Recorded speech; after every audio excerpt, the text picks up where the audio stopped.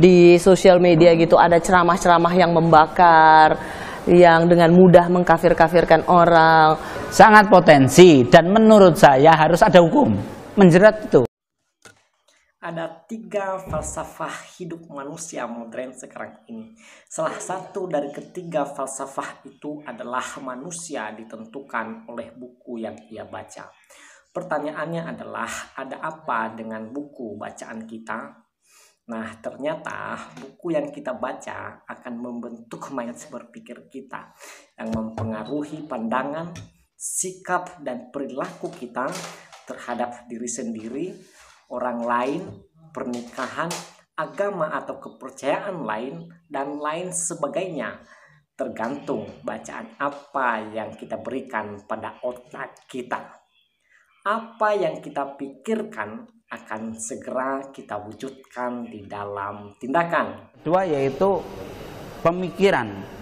Pemikirannya, pemahamannya adalah tentang jihad dalam arti perang. Mahatma Gandhi, seorang cendekiawan agama Hindu, pernah berkata bahwa manusia adalah produk dari apa yang ia pikirkan. Terjadilah kepadanya seperti apa yang ia pikirkan. Seorang yang membaca dan mempelajari suatu ajaran yang mengajarkan tentang membenci, memusuhi, memerangi, dan membunuh orang dari suatu golongan tertentu, maka tindakan-tindakan yang dihasilkan oleh orang tersebut juga tidak jauh-jauh dari buku yang ia baca. Karena apa yang ia baca tersave di dalam memorinya dan memotivasi dia untuk mempraktikkan ajaran itu, yaitu membenci, memusuhi, memerangi, dan membunuh sesama manusia ciptaan Allah. Bagi kita manusia yang memiliki akal sehat, kita dapat menyatakan bahwa perbuatan tersebut bertentangan dengan moral sosial dan moral agama.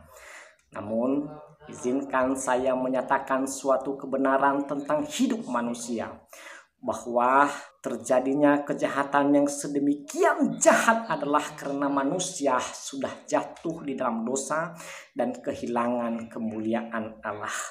Akibatnya, manusia mengalami kecacatan moral dan kecacatan cara berpikir.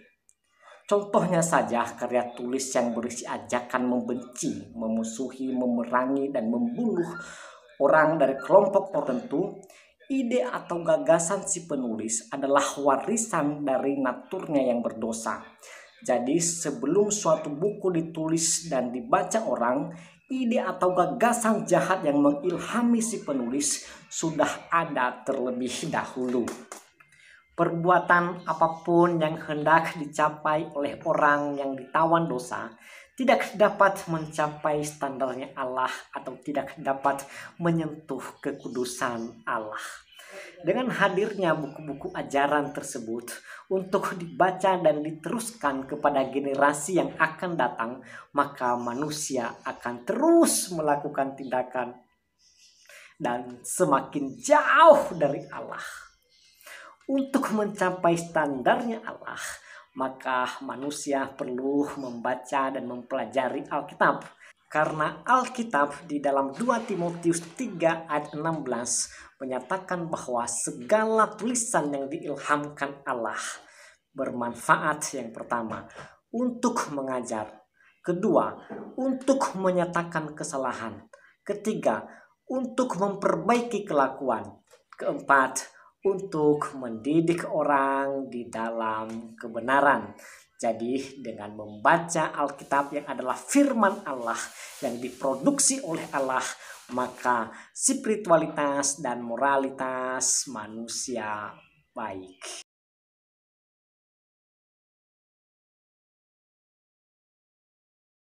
Orang boleh saja radikal terhadap kepercayaannya, akan tetapi ia tidak berkuasa merebut nyawanya sendiri dan orang lain dengan cara bunuh diri. Anda juga termasuk kecewa nggak kalau ada pernyataan elit politik yang mengatakan tidak ada radikalisme di Indonesia? Kecewa. Karena apa? Menanggulangi dan mencegah terorisme itu harus semua.